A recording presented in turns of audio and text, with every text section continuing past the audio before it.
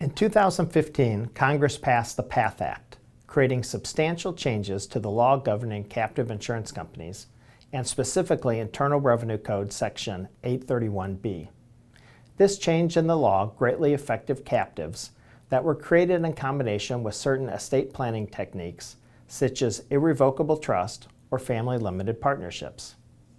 The PATH Act affected 831B captives in two significant ways.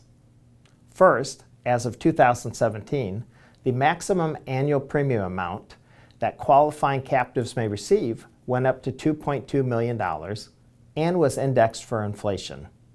The 2019 amount is $2.3 million.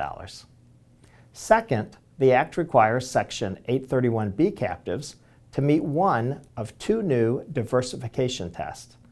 These tests were designed to target perceived abuses involving the use of captive insurance companies to leverage estate tax avoidance strategies.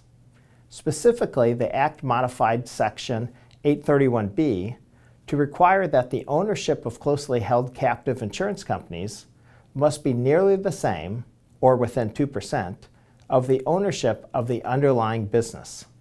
This is applicable to all 831B insurance companies going forward, regardless of whether they were created before 2017. This means that anyone who is looking to establish a captive now, or anyone who already established one, needs to examine the ownership of that captive to ensure that it complies with the law. The Act also created a specified holder test, which states that if a captive receives more than 20% of its premium from a single premium payer, then the captive must have substantially identical ownership to the underlying companies paying the premium.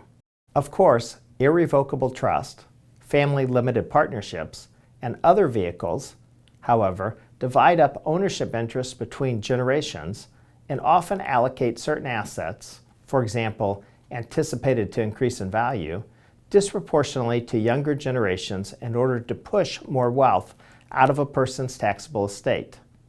This means that many estate plans put rapidly growing businesses, including captives, inside irrevocable trust or family limited partnerships.